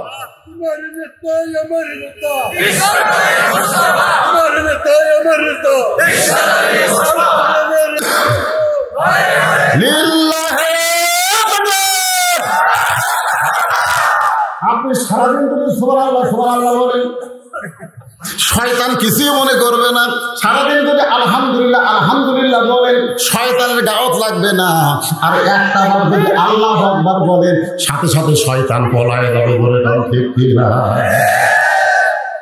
এই জন্যে আল্লাহু আকবার মুখে আসবার চাই না। কারণ কি হয়েছে রে বাবা, শোনেন, শয়তানি যাদের ভিতরে আছে তারাও কিন্তু আল্লাহু আকবার বলার সাহসও পায় না, বলবারও চায় না। আপনাদের ভিতরে কি শয়তানি আছে?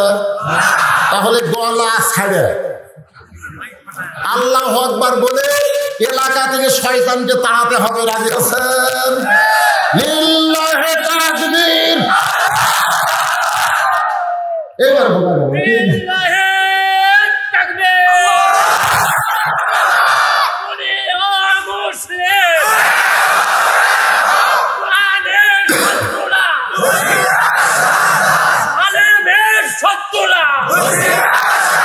মাশাআল্লাহ, এখানে আমরা এক হয়ে আছি, এখানে আমরা এক হয়ে নাই, এক হয়ে আসি কাছি না। কি এক হওয়া, কি এক হওয়া? ওয়াতাসিমু বিহাবলিল্লাহি জামিআন ওয়া লা তাফাররাকু। এই আয়াতের একটু তাফসীর দেখবেন, কি বিষয় এক হওয়া। আমরা তো বাংলাদেশে আজকে খালি খুঁজতেছি যে আপনাদের একজন আছে আব্দুর রাজ্জাক বিন ইউসুফ, আছে না নাই? জনগণ আছে না? ডক্টর আব্দুল বারী যখন জীবিত ছিল তখন বাংলাদেশে আহলে হাদিস ছিল, হানাফি ছিল, মনে হচ্ছিল ভাই ভাই। এখন এমন কিন্তু কোরআন নগরের বক্তা বাড়াতে খাই, একটাও যায় না।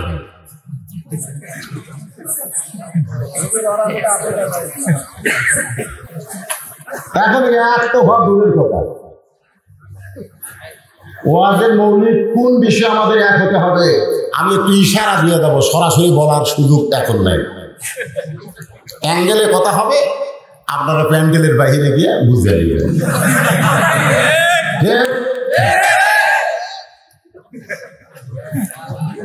তাহলে কি বলতেছিলাম? খাদিজাতুল কুবরাকে রাখার বলতে আপনি তদন্ত করেন, আপনি তদন্ত কমিটি প্রেরণ করেন, কারণ আপনি হলেন মক্কার সবচাইতে ধনবতী রমণী।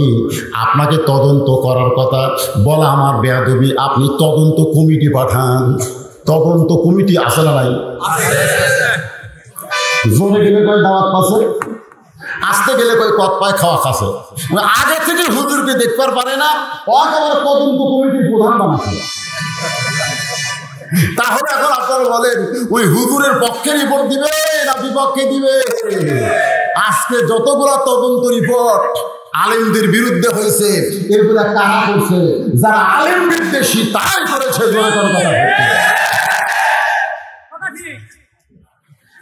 খাদিজা বলতেছে, তুমি যে কথা বলেছ এইটা তদন্ত করার জন্য কমিটি গ্রহণ করব না, আমি নিজেই তদন্ত করতে চাই। সরাল বলেন। খাদিজা তদন্ত করতে গেলেন দুপুর বেলায়। সূর্যের তাপে মরুভূমির বালি পোড়া গন্ধ পাওয়া যায়, আসমানের সূর্যের তাপে পাহাড়ের পাথর পোড়া পোড়া গন্ধ পাওয়া যায়। কিন্তু মাত্র 25 বছরের রাখাল উট দুম্বার মাঝখানে, তার মাথার উপরে সূর্যের কোনো তাপ নাই। খাইয়ে একটু নিকটে গিয়ে তাকায় দেখি সূর্যের তাপ কেমনে আসবে তার দেহে। এক খণ্ড মেঘ আল্লাহ তার মাথার উপর ছাতা বানায় দিছে। রাখাল যেই দিকে যায় মেঘটাও সেই দিকে যায়। রাখাল যখন বসে মেঘটা নিচের দিকে নেমে আসে। খাদিজাতুল কুবরা চমকে গেলেন, এইটা কেমন মানুষ? আর একটু নিকটে যায়, আর একটু নিকটে তদন্ত করতে গেছে। এমন সময় একটা বাতাস ওই 25 বছর রাখাল আমাদের নবীর শরীরে লাইগা ওইটা খাদিজার নাকের মধ্যে ঢুকছে।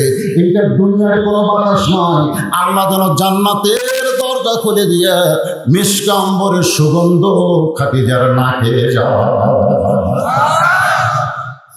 40 বছরের মেয়ে খাদিজা এক দৌড়ে এসে ঘরের দরজা বন্ধ করে মনের মধ্যে আবার বিয়ের ফুল ফুটছে। দাসী এসে খাদিজার দরজায় বলতেছে, মালকিন রাখালের তদন্তের রিপোর্ট কি?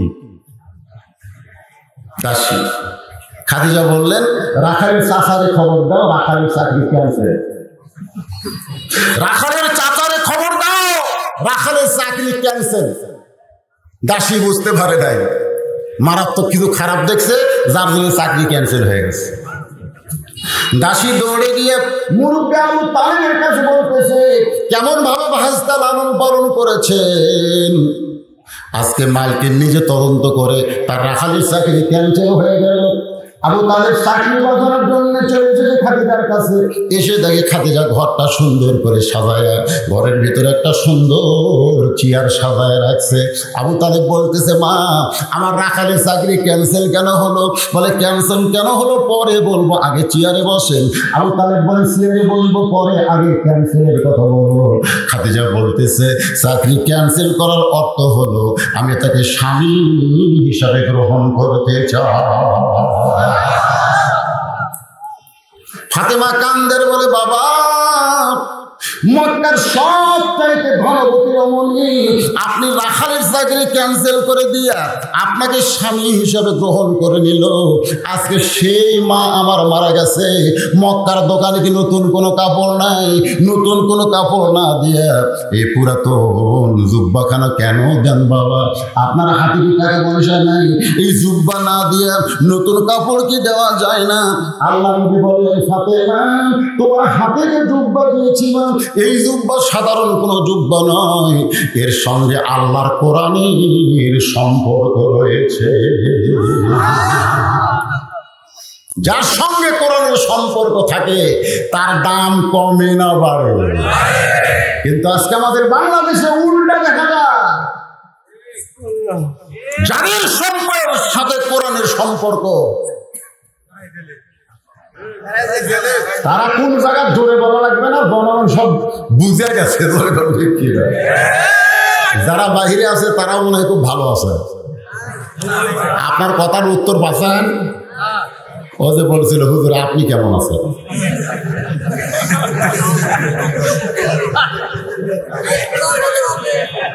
আল্লাহর বান্দার একটু মনোযোগ দিয়ে শুনবেন।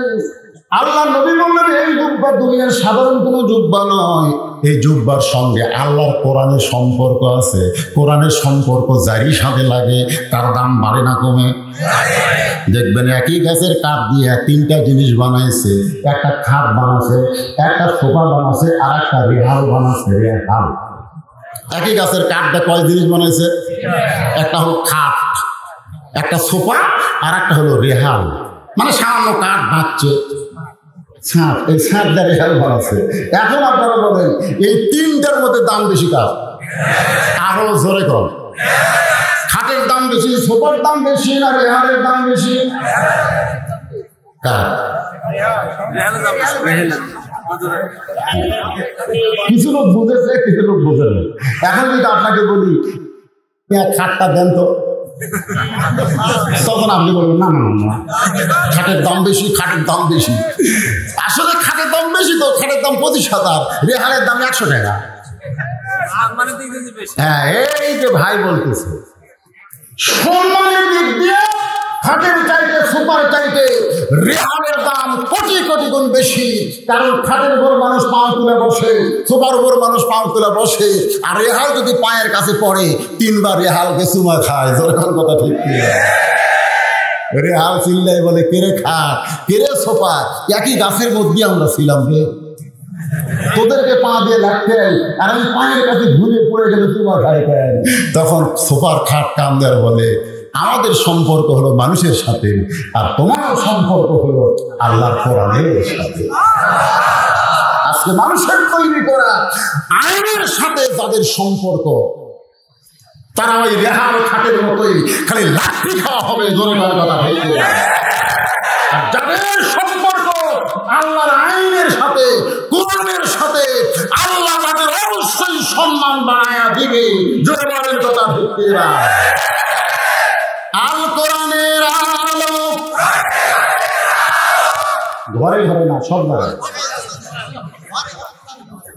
না। এই যে একটা অভ্যাস হয়ে গেছে, আল কোরআনের আলো ঘরে ঘরে ঘরে। কেন সংসদেও না? সংসদের কথা বললে আবার একদল রাগ করে। আমি বলবো ঘরেও না, সংসদেও না, আমরা বলবো সব জায়গায়। সব জায়গায় কোরআন দরকার আছে না নাই? দরকার আছে না নাই? কিন্তু সব জায়গায় কোরআন না থাকার কারণে বিশ্ব বেহায়া পরিমণি ধরা খেলো, হাতে হ্যান্ডকাপ নাই। আবার যখন জেল থেকে ছাড়া পেল, মেহেদি দিয়ে বের হয়। আর কয়েকদিন আগে তার জন্ম দিবসে পুরুষ মানুষের লুঙ্গি করে ড্যান্স দেয়। এইটা আবার বাংলাদেশের মিডিয়া সাংবাদিকরা প্রচার করে। আমাদের কোরআনের আলেমের ওয়াজে হাজার হাজার লক্ষ মানুষ হলেও ওরা কোনো মিডিয়া কোনো প্রচার করে না। আর পরিমরি মরদ মানুষের ঘাস নিবে, ঘাস নিবেন বলতে না, দড়ির ঘাস নিবে। ওই ঘাস নিবার সময় লুঙ্গি যেরকম পরে সেই রকম পুরো লুঙ্গি ড্যান্স দিল। এটা আবার ভাইরাল করে গোটা পৃথিবীর যুবকদেরকে দেখা। আল্লাহর দান নবী পাইয়া আল্লাহ কাছে গায়েব হইয়া নবীর ধন খাজা নিয়া শুয়া আছে আজমিরে, কেউ ফেরে না খালি হাতে, খাজারে তোর দরবারেতে। এরকম ভণ্ড মানুষ আমাদের বাংলাদেশে আছে না নাই? আছে না নাই? গায়েবের মালিককে আরো জোরে জোরসে বলুন। সূরা হাশরের শেষ 3 আয়াতের প্রথম আমার পড়ি না, সব আছে পড়ি কি পড়ি না, আপনারা জানেন না সবাই? হুয়াল্লাহুল্লাযী পড়েন, হুয়াল্লাহুল্লাযী লা ইলাহা ইল্লা হু আলিমুল গায়বি ওয়াশ শাহাদাতি হুয়ার রাহমানুর রাহিম। আল্লাহ রাসূল বললেন, ফাতেমা তুই কি জন্য হাসতে হাসতে দরজা খুললি মা? নিজের মাকে কাপড়ের কাপড় পরায়া কোনোদিন কি কোনো মেয়ে হাসতে পারে? ফাতেমা বলতেছে, বাবা আমার মাকে যখন আপনার জুব্বা পরাবার গেছি, কাপড়ের কাপড় হিসাবে যখন আপনার জুব্বাখানা পরাবার গেছি, এমন সময় ইত্তাকু ফিরাসাতাল মুমিনিনা ফাইন্নাহু ইয়ানজুরু বিনুরিল্লাহ, আল্লাহর নূরের দৃষ্টিতে আমি তাকায় দেখি আমার মাকে আল্লাহ জান্নাতের পোশাক পরায়া দিয়েছে। বিল্লাহি তাকবীর। আমি কিন্তু এখানে একটা হাদিস বলেছি, ইত্তাকু ফিরাসাতাল মুমিনিনা ফাইন্নাহু ইয়ানজুরু বিনুরিল্লাহ। মুমিনদের দৃষ্টি, মুমিনদের চাহনিকে তোমরা ভয় করো, কারণ যারা প্রকৃত মুমিন হবে তারা তোমাদের মতন গেলাম রে আর কোনোদিন হবি না রে, যেভাবে ক্ষমতা ধরবি ওরে বাবা রে, এটা তোমাদের দৃষ্টি। কিন্তু যারা প্রকৃত মুমিন তাদের দৃষ্টি হলো আলাদা।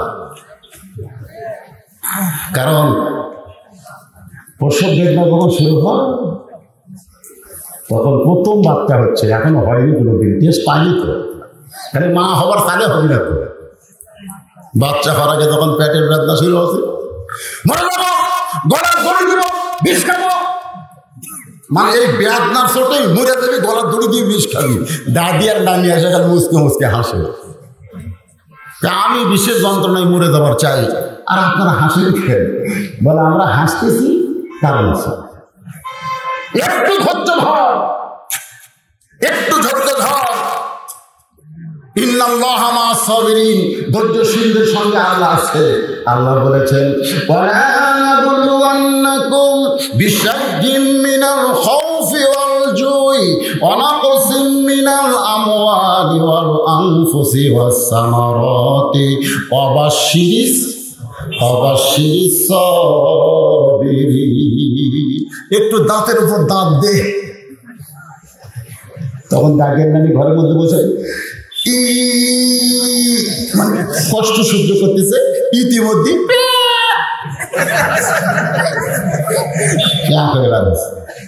বিশ্বের যন্ত্রণায় মা তো বেহুশ, সন্তান ঘাটতে নিয়ে যে গোসল টোসল করায় মা আবার হুশ ফিরে পাইছে। ওই সন্তান এনে যখন মায়ের কাছে দেয়, মা কিন্তু রক্ত মাখার শরীর নিয়ে ওই সন্তানকে বুকে পাইয়া জিহ্বা বের করে সন্তানের মুখে একটা চুমু দেয়। দাদি নানি বলে, কিছুক্ষণ আগে তুই বিষ খাবার চাইলি, কিছুক্ষণ আগে গলার দড়ি দিবার চাইলি, এই জন্যই তোর এত কষ্ট হয়েছে, আবার সেইটা তোর কাছে দিলাম, তুই আসার না মাইরা ওরে বুকে নিয়ে এত আদর করে চুমো খাস কেন? মা কান্দারে বলে, দাদি কষ্টের পরে এত শান্তি আগে জানতে পারি নাই। আজকে বাংলাদেশে যারা কষ্টে আছো, প্রসব বেদনার ভিতরে আল্লাহ তাআলা আমাদেরকে শান্তির খবর দিবে। ঠিক কিনা? আল্লাহর বান্দারা একটু মনোযোগ দিয়ে শোনেন।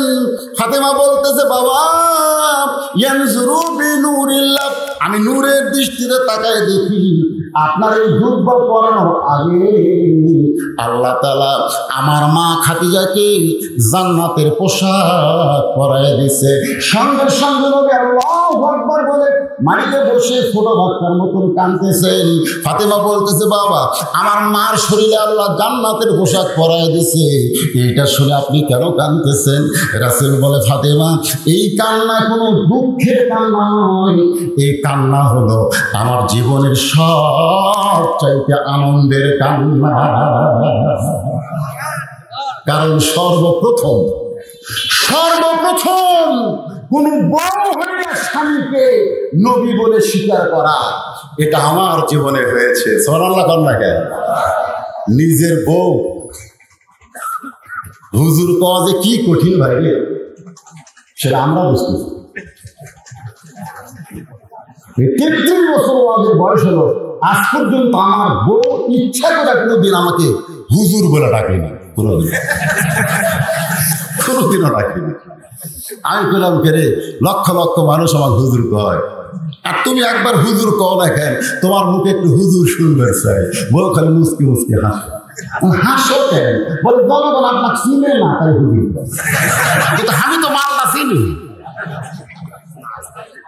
হুজুর এত সহজ নয়, কারণ আমরা বাহিরে হুজুর, ভিতরে খেজুর। আর আল্লাহ নবী বাহিরে হুজুর, ভিতরে তাকে নেতা মানা যাবে না। যে নেতার ভিতরেও ভালো, বাহিরেও ভালো, তিনি হচ্ছে আমাদের আদর্শ নেতা মুহাম্মদ রাসূলুল্লাহ। আমি যেই বলবো আমার নেতা তোমার নেতা, এই মেম্বার মার্কা স্লোগান দিলে হবে? একেবারে সাইজ মতো মারা লাগবে, পারবে? আমার নেতা তোমার নেতা, বিশ্বনবী চরিত্র। এর আগে কি শুনেছি আপনাদের? ফুলের মতো। আমাকে কয়েকদিন পরে যখন ক্যানভার বাড়াবে, আমি গতকাল যাচ্ছিলাম টাঙ্গাইল ওয়াজ করতে, এই সিরাজগঞ্জের ভিতর দিয়ে রায়গঞ্জ পার হচ্ছে, ইতিমধ্যে একটা মিছিল বের হচ্ছে, ওকে 11 নভেম্বর ভোট মিছিল করতেছে। আমার নেতার চরিত্র সবগুলা কাছে ফুলের মতো পবিত্র, আমার নেতার চরিত্র ফুলের মতন পবিত্র। আমি ড্রাইভারকে বললাম, গাড়ি ব্রেক কর। ওরা যে নেতার চরিত্র ফুলের মতন বলতেছে, যদি গাড়ি ওদের সাইডে দিকে দেয়, ওরা কিন্তু গাড়ি গুঁড়া করবি। কারণ ওরা যার যে নেতার চরিত্র ফুলের মতন পবিত্র বলতেছে, এরা যে কেমন করবে আমাদের জানা আছে। জোরকার কথা ঠিক করে আমি ড্রাইভারকে বললাম, গাড়ি ব্রেক কর, ওরা যাক। দরকার 8 ঘন্টা বসে থাকবো রে, তোরকে মিছিলের মধ্যে আমাকে গাড়ি ফেলান যাবি না, এটা স্লোগান পাল্টে গেছে। জোরকার ঠিক করে তুমি যার চরিত্র ফুলের মতন পবিত্র বলতেছো, সে হয়তো দাঁড়ায় ভাষণ করে, পানি যায় নাকি ফুলের মতো। জোরকার কথা ঠিক করে আমার আল্লাহ কোরআনে বলেছেন, ওয়া ইন্নাকা লাআলা খুলুকিন আযীম। আল্লাহর আজিম নামটা নবীর চরিত্রের সঙ্গে যোগ করেছেন, এজন্য কারো কারোর সাথে নবীর তুলনা দেওয়া যাবে না। আমরা বলবো বিশ্ব নবীর চরিত্র, আপনারা বলবেন ফুলের চাইতেও পবিত্র, বলতে পারবেন না? বিশ্ব নবীর চরিত্র, আমার নেতা তোমার নেতা। হ্যাঁ, আমার একটা নেতা পাইছি, সর্বপ্রথম বউ হইয়া তাকে নবী বলে স্বীকার করেছে। কারণ তার ভিতরেও যেমন বাহিরেও তেমন। আর হামাকের হুজুরে বাহিরে ভালো,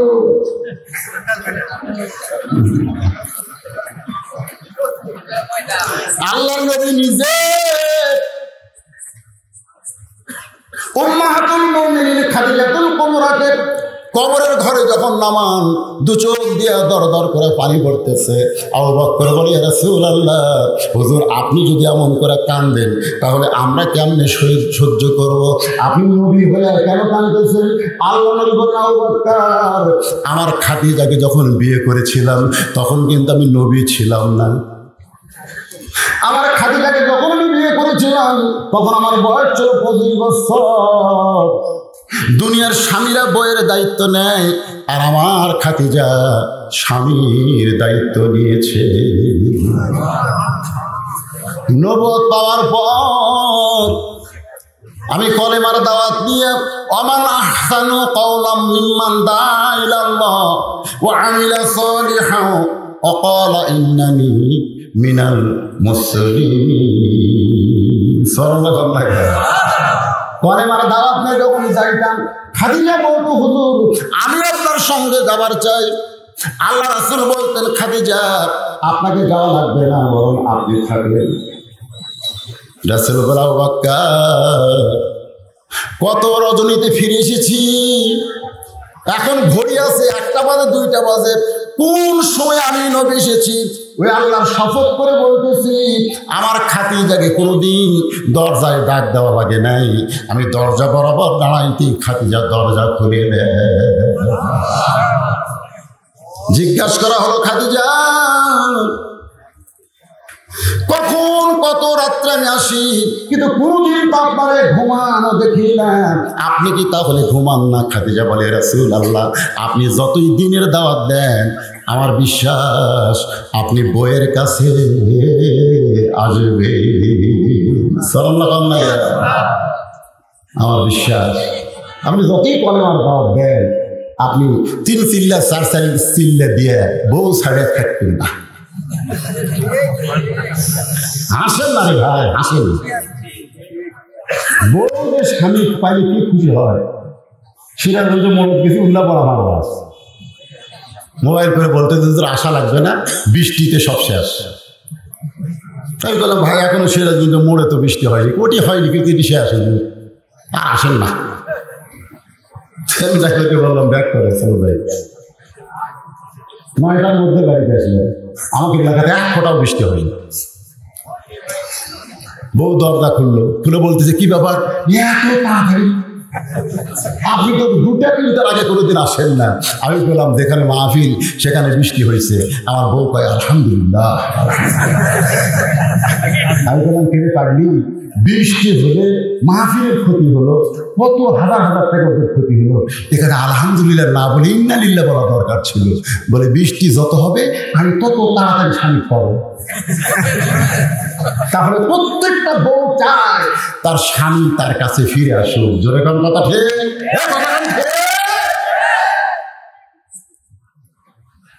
এমন ইসলাম কোথায় পাবেন? খাদিজাতুল কুবরা বলে, রাসূলুল্লাহ আমি দরজায় দাঁড়িয়ে থাকি, কারণ আমার স্বামী কলেমার দাওয়াত দিয়েছে। আমার খাদিজা বলে ডেকে কষ্ট পাবে, সেই কষ্ট যেন না পাই এই জন্য না ঘুমায় দরজায় দাঁড়িয়ে থাকি। আল্লাহ নবী বলেন, আমি দরজায় তুমি কেমনে জানো? বলেন, আপনি হলেন মেশকাম্বর, আপনার দেহে থেকে এমন একটা সুগন্ধ বের হয় যে বের হওয়াটা আমার নাকের মধ্যে ঢুকে হাত দিয়ে দরজা খুলে দেয়। আল্লাহ রাসূল কিন্তু সুগন্ধকে পছন্দ করতেন। সাল্লাল্লাহু বলেন, রাসূল বলতেন না আমার 3টা জিনিস পছন্দ, তার মধ্যে একটা কি? কথা কয় সুগন্ধ। এখন সামনে 28 তারিখে নির্বাচন আসতেছে, এখন প্রার্থীরা যে হারে সিগারেট দেওয়া শুরু করবে আর কর্মীরা যে হারে খাবে, এরা যদি মাঝে মধ্যে কোনো সময় বইয়ের কাছে যাওয়ার চায়, বউ মনে মনে চিন্তা করবে, আল্লাহ এটা মানুষ ঢুকলো না পাটা ঢুকলো, ধরে কোন কথা ঠিক করে। আমি আপনাদের জোরহাত করে বলতেছি, নবীর সুন্নাত হলো স্বামী স্ত্রী যখন ঘুমাতে যাবে ঘুমানোর আগে মেসওয়াক করা সুন্নাত। সারাদিন কি খাইছো না খাইছো, ওই ঘুমের আগে মেসওয়াক করবে স্বামী স্ত্রী 2 জন, কারণ ঘুমের আগে মহব্বতে মুখের কাছে যাইতে পারে। ঠিক কিনা? আবার ঘুম থেকে উঠে মেসওয়াক করবে, শুনলেন এমন টানা টানিছে, একটার আগুন দিয়ে আর একটা ধরাতে ফিরে খাওয়া বোঝেন না, একটা সমানে লাগতেছে।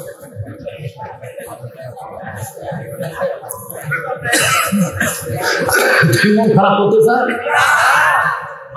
আপনি যা কিছু পারেন কলা খেলা থেকে দেখবে চোষা শুনতেছে। আপনি যে কিছু খায়া ফেলা দেন, কুকুর দৌড়ে এসে দেখবেন মুখ লাগাবে, কিন্তু আপনি একটা সিগারেট খায় ফেলা দেন, কুত্তার দিকে ঘুরেও তাকাবে। কুত্তা জানে ওটা তোরকে খাওয়া, আমরা দেখাই না।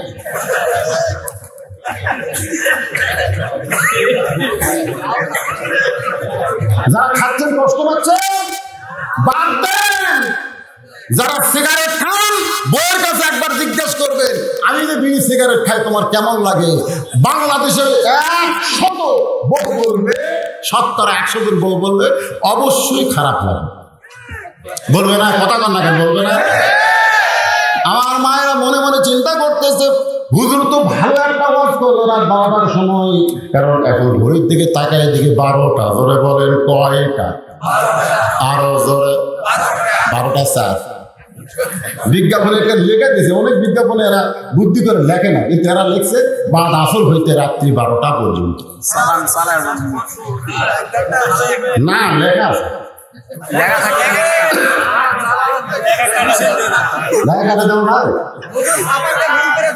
আচ্ছা ঠিক আছে, আমি কি ওয়াজ শেষ করছি, কিন্তু একটা স্মরণ করে দিলাম আর যে এখন থেকে আর 12টা এরকম ভাবে টাইম লিখবেন না, লিখবেন যে মধ্যরাত পর্যন্ত।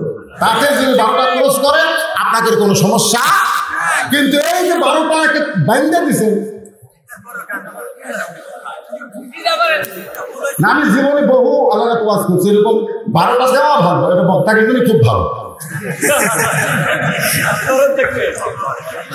একটু জিকির করেন লা ইলাহা ইল্লাল্লাহ, লা ইলাহা লা ইলাহা ইল্লাল্লাহ, লা ইলাহা ইল্লাল্লাহ মুহাম্মাদুর রাসূলুল্লাহ সাল্লাল্লাহু আলাইহি সাল্লাম। আপনারা উঠবেন না, মনে করবেন না হুজুর আরো ঘন্টার পর ঘন্টা ওয়াজ করবে, তা না ভাইজান, একটু মনোযোগ দিয়ে শোনেন। আল্লাহ নবী খাদিজাকে কবরের ঘরে নামায় দিচ্ছে, চোখের পানি পড়তেছে। কবরে নামানোর পরে কবর থেকে উঠার পরে মাটি দেওয়া হলো। সমস্ত সাহাবীরা কবর ছেড়ে যখন চলে যায়, কিন্তু আল্লাহর নবী খাদিজার কবর ছাড়েন না, কবরের পাশে দাঁড়িয়ে আছেন। কারণ সবাই যখন চলে যাবে, আপনারা কি মনে করতেছেন মানুষকে কবর দেওয়ার সাথে সাথে আপনি কবর থেকে যাবেন না, একটু কবরের কাছে থাকবেন। কবরের পাশে যে কত বড় একা, সবাই যখন ছেড়ে চলে গেছে, আল্লাহ রাসূল বলেছেন তোমরা কবরের পাশে একটু দেরি করো, কারণ মুনকির নাকির আসবে, বড় কঠিন মুহূর্ত হবে ভাইজান। একটু আসল কথাটা শুনে যান, মনোযোগ দিয়ে শুনবেন। 3টা প্রশ্ন করবে, এই 3টা প্রশ্নের উত্তর কিন্তু আপনাকে দেওয়াই লাগবে। এই 3টা প্রশ্নের উত্তর যদি কেউ দিবার পারে, সঙ্গে সঙ্গে কবরে যারা আল্লাহ তাআলা তাদের জন্য 8টা জান্নাতের দরজা খুলে দিবে। এখন বলেন এই 3টা প্রশ্নের উত্তর আমাদের জানা আছে না নাই? আছে না নাই? একটা হিন্দুকে যদি আপনি বলেন মান রব্বুকা, মুসলমান হয়ে কবরে আমি মুনকির নাকির প্রশ্ন করতেছি, তুই একটু উত্তর দে, দেখবেন একটা হিন্দু উত্তর দিবার পারবে, আপনারাও পারবেন। মান রব্বুকা বলবেন রব্বে আল্লাহ, অমা দিনুকা বলবেন দিন ইসলাম, অমার নাবিউকা মুহাম্মদ রাসূলুল্লাহ, হয়ে গেল। এটা আবার নামাজ পড়বার কি দরকার? এই উত্তর তো আমাদের সকলের জানা আছে, সকলের জানা আছে, কিন্তু সকলের উত্তর দেওয়ার পারবে না। আল্লাহর বান্দারা আনসার করেন না, একটু খেয়াল করেন। সবাই চলে গেছে, নবী আমার কবরের পাশে দাঁড়িয়ে আছে, 1-1 ঘন্টা হয়ে যায়, মুনকির নাকির কবরের মধ্যে আসে না। আল্লাহ ডাক দেয় বলে, হাবিব আপনি কি খাদিজার কবর ছাড়বেন না? আল্লাহ রাসূল বলে, আল্লাহ আপনি কি খাদিজার কবরে মুনকির নাকির পাঠাবেন না? আল্লাহ ডাক দেয় বলে, হাবিব গো, কবরে আসার আগে কবরের কথা স্মরণ করে কি বৃষ্টি পড়তেছে? কি এভাবে মানুষ একবার ওটা